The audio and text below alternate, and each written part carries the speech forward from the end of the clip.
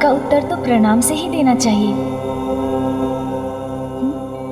किंतु ये किन्हें प्रणाम कर रहे हैं? अच्छा, पिताश्री को। क्रोधी भी है और भक्ति भाव से ओतप्रोत भी।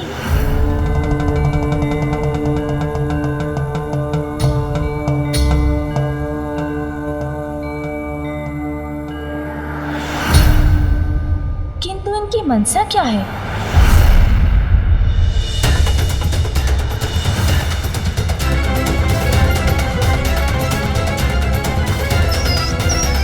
मूषक की भांति क्या तुम्हें भी मेरा परिचय चाहिए बालक? ये परशुधारक कौन हो सकते हैं? ऋषि जमदग्नि और उनकी पत्नी देवी रेणुका के 5वें और असाधारण पुत्र है परशुराम। नहीं प्रभु, आपकी महानता की कथा तो स्वयं मैंने अपने माँ के मुख से सुनी है। मुझे भली भांति ज्ञात है कि आप कौन हैं। मेरा प्रणाम स्वीकार कीजिए प्रभु।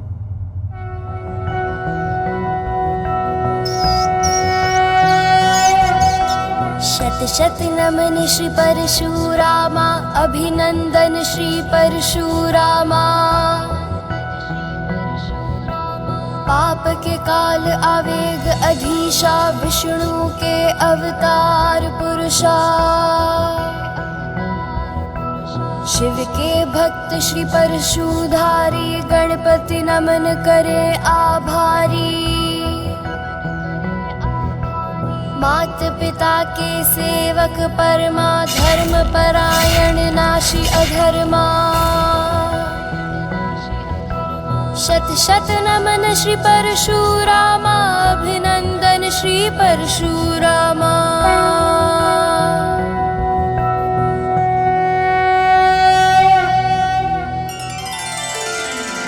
प्रतीत होता है बालक गणेश ने अपनी सूझबूझ का परिचय देते हुए परिस्थिति को संभाल लिया है। गणेश है अत्यंत बुद्धिमान। उन्हें आता है अपनी बुद्धि से करना किसी भी समस्या का समाधान।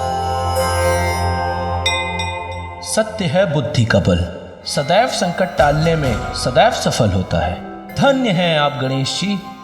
बुद्धि और सूझबूझ से किसी भी परिस्थिति पर नियंत्रण पाया जा सकता है। अब इन दोनों के बीच किसी भी प्रकार के युद्ध की संभावना टल चुकी है। प्रभु, प्रतीत होता है आप बहुत दूर से यात्रा करके यहाँ पहुँचे हैं। आपकी थकान मिटाने के लिए मैं जल लेकर आता हूँ। रुकिए बालक, ये थकान, ये भूख प्यास जलपान से नहीं मिटने वाली। तो अनुमति दीजिए, भोजन प्रस्तुत करता हूँ। रुकिए बालक,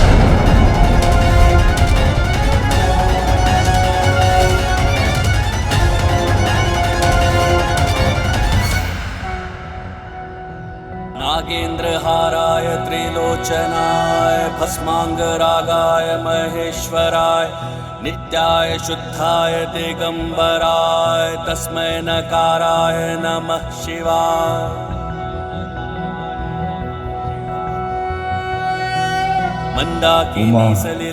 जिस प्रकार सच्चे भक्त अपने भगवान की पूजा में खो जाते हैं, उसी प्रकार भगवान भी भक्त का मान रखने के लिए उनकी भक्ति में लीन हो जाते हैं। इसलिए इस पूजा में हमारा समस्त ध्यान हमारे इन्हीं भक्तों पर केंद्रित रहना चाहिए। आप उचित कहते हैं प्रभु। मैं इनकी अनुपम भक्ति के आनंद सागर में डूबती जा रही हूँ।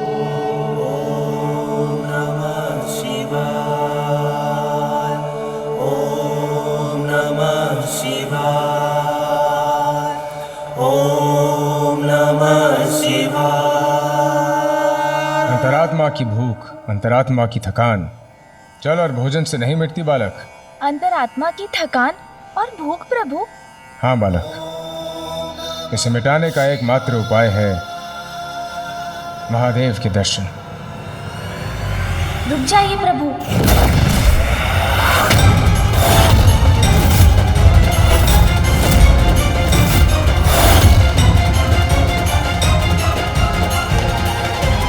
ये दृश्य तो कदाचित पूर्ण हुई घटना की पुनरावृत्ति है। बस बस बस। ब्रह्मदेव, कदाचित आप ऐसे नहीं जाने वाले।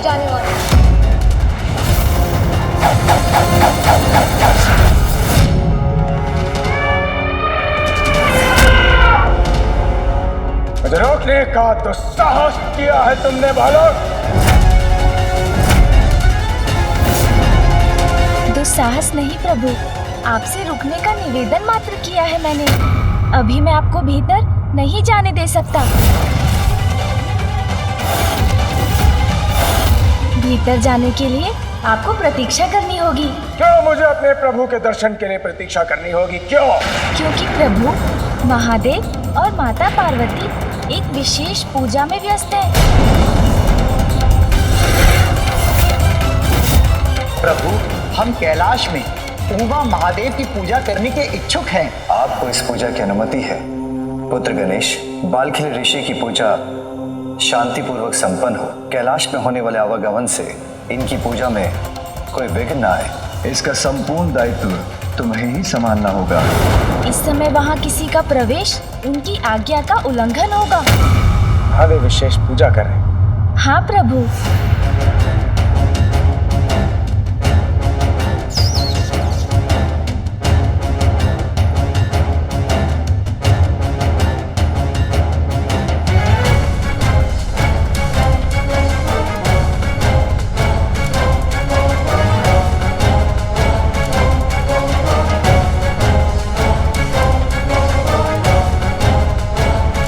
मैं महादेव का परम भक्त हूँ, परम भक्त, और प्रभु अपने भक्त को अपने दर्शन से वंचित नहीं रख सकते।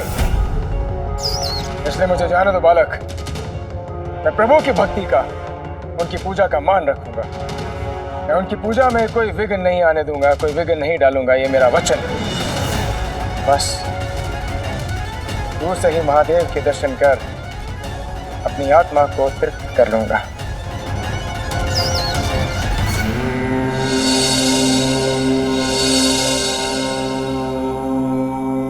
क्षमा करें।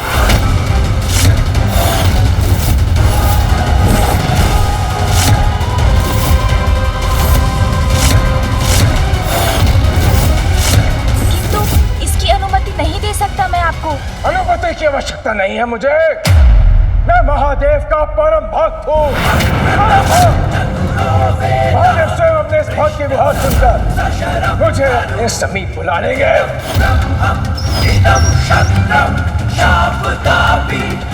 महादेव, महादेव, महादेव, महादेव।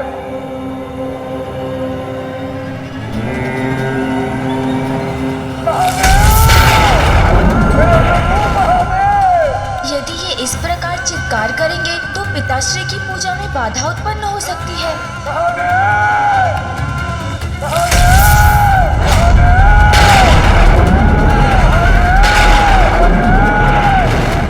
नागेन्द्रहाराय त्रिलोचनाय भस्मांगरागाय महेश्वराय नित्याय शुद्धाय दिगंबराय तस्मै नकाराय नमः शिवाय। मंदाकिनी सलिल चंदन चर्चिताय नंदीश्वर प्रमथनाथ महेश्वराय मंदार पुष्प बहु पुष्प सुपूजिताय तस्मै नकाराय नमः शिवाय। प्रतीत होता है प्रभु ने मेरी पुकार सुन ली। अब स्वयं मुझे दर्शन देने आ रहे हैं।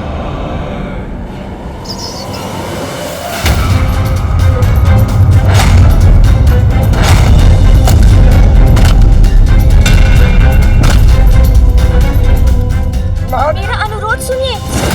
ऐसा कुछ मत कीजिए प्रभु जिससे उनका ध्यान पूजा से हट जाए और उसमें कोई विघ्न आ जाए। मैं आपको दर्शन से रोकने का दुस्साहस नहीं कर रहा हूँ, मात्र विनती कर रहा हूँ कि आप तनिक प्रतीक्षा कर लीजिए। तुम जो भी हो, मेरे और मेरे प्रभु के मध्य आने का प्रयास मत करो। अवश्य तुमने मेरी कथा सुनी होगी, किंतु तुम मुझसे पूर्ण रूप से अवगत नहीं हो, पूरी तरह परिचित नहीं हो। तो मुझसे अनेकों बार इस संसार से दुराचारी राजाओं को विहीन करने के पश्चात जिस क्रोध को मैंने बड़े यत्न से शांत किया, उस क्रोध को पुनः जागृत करने का प्रयास मत करो बालक। आपका क्रोध पुनः जागृत हो, ऐसा तो कुछ भी करने की इच्छा नहीं है मेरी।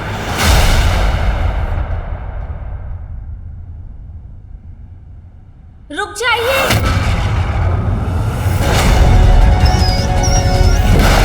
मुझे ज्ञात है आप पिताश्री के दर्शन के अभिलाषी हैं। मैं कर्तव्य का उल्लंघन नहीं कर सकता। प्रतीक्षा तो आपको करनी ही होगी। परशुराम को प्रतीक्षा?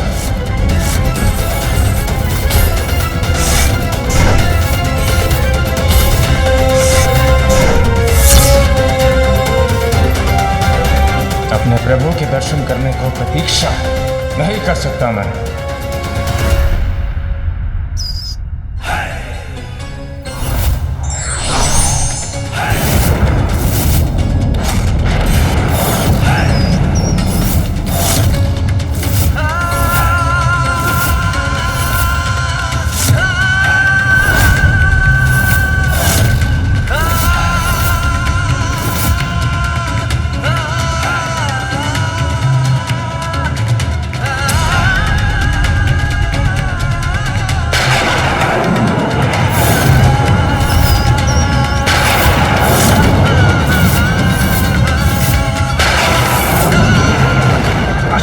अपना परशु उठा लिया।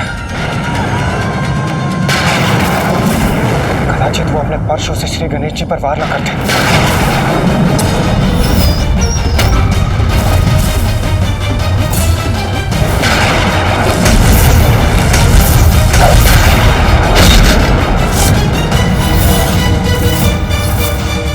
उसकी घटना को स्मरण कर सिहर रहा हूं मैं। कैसे रोकूं इस अनर्थ को?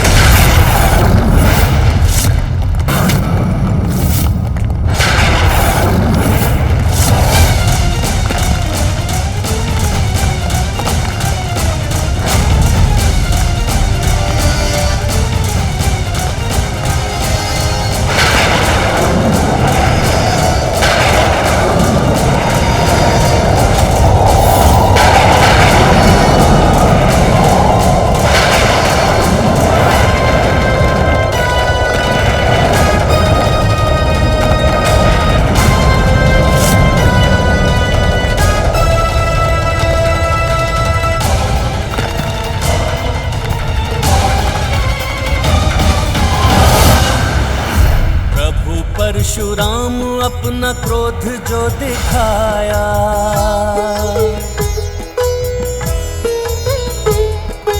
धरती पे परशु मारा थल थर थराया। लहरें तरंगे उठी वेग पवन छाया, किंतु ना बाल सुमुख तनिक डगमगाया। रेखा को पार सकी एक ना तरंगा, अचरज से देखे परशुराम ये अचंभा। जय गणेश जय गणेश जय गणेश देवा, माता जाति पार्वती पिता महादेवा। मेरा ये वार तो मात्र एक चेतावनी था। यदि पुनः मेरा परशु उठा तो उसका लक्ष्य होगे तुम। सुरक्षित रहना चाहते हो तो हट जाओ मेरे मार्ग से।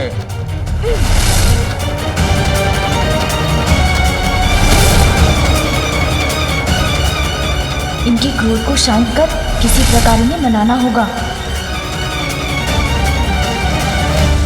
प्रभु, मुझे ज्ञात है आप अपने प्रभु के दर्शन के लिए व्यग्र हो रहे हैं, किंतु क्रोध तो भक्ति भाव में भी अभाव उत्पन्न कर देता है।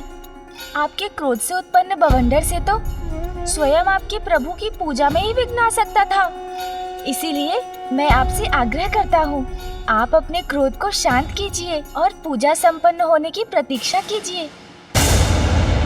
भक्ति भाव लेकर अपने प्रभु के दर्शन के लिए यहाँ आया और अपने परशु की शक्ति से अशांति उत्पन्न कर बैठा। माता पार्वती नंदन विनायक ने तो पूर्व में महादेव को भी अभिमानवश रोक दिया था, किंतु प्रथम देव श्री गणेश तो इसके विपरीत परशुराम जी के साथ विनम्रता और बुद्धिमानी का परिचय दे रहे हैं।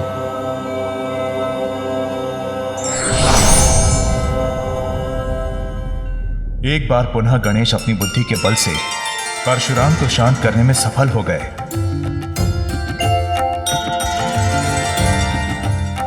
धन्य धन्य असंभव बना दिया उन्होंने।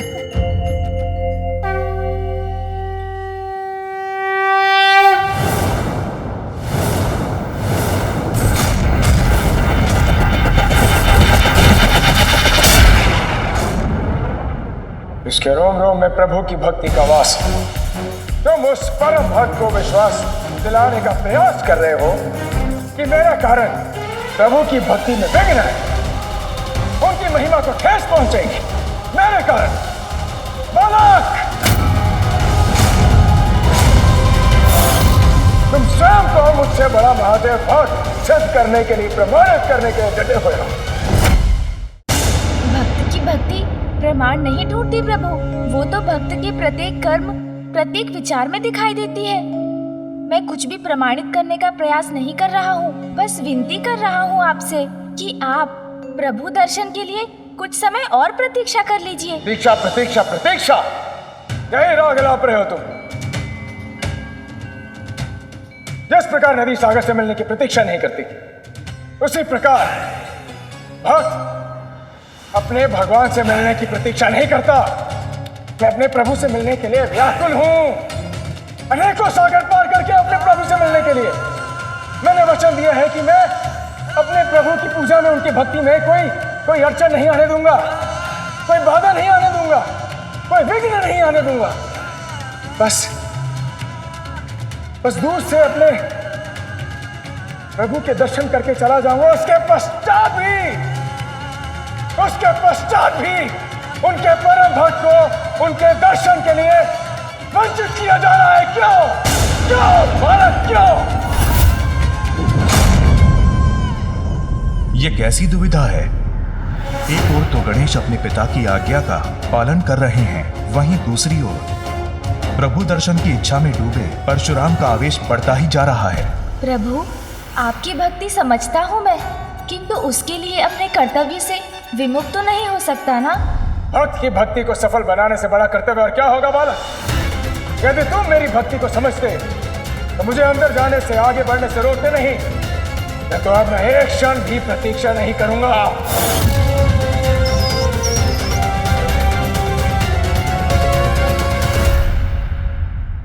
अब मैं स्वयं तुम्हें अपने मार्ग से हटाऊंगा बालक।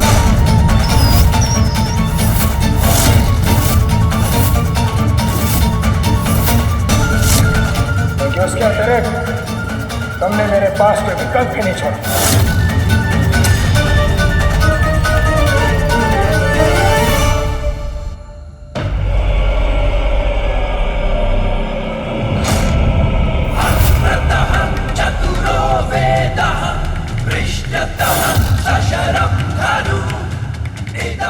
स्वामी, परशुराम जी अभी क्या करने जा रहे हैं?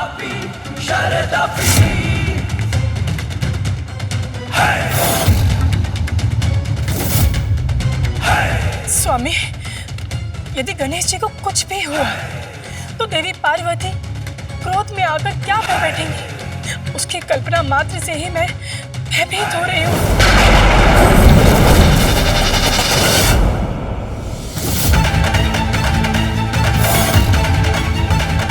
ये क्या? परशुराम जी गणेश जी को क्षति पहुंचाने जा रहे हैं क्या?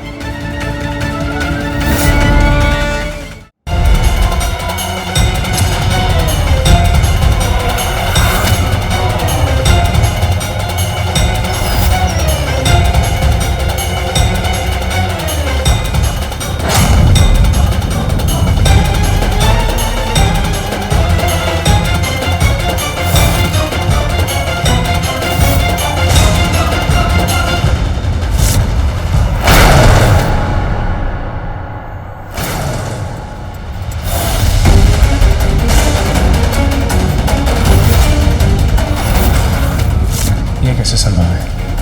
अपनी संपूर्ण शक्ति का प्रयोग करने के पश्चात भी मैं इस बालक को नहीं हिला पा रहा हूं।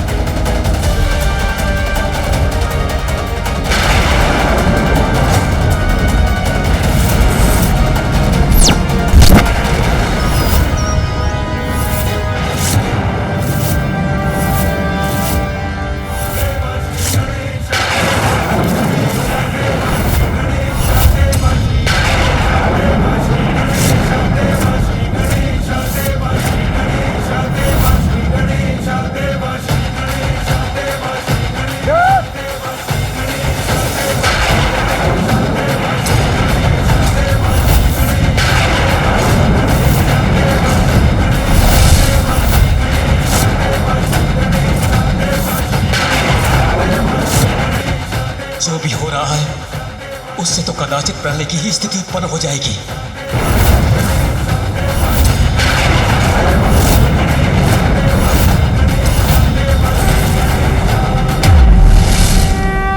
भगवान की भक्ति भी मर्यादा का पालन करने पर ही सफल होती है। विघ्नहर्ता श्री गणेश के अद्भुत शक्तियों से भरे वीडियोस देखने के लिए चैनल को सब्सक्राइब करना न भूलें और साथ ही बेल आइकॉन भी दबाएं।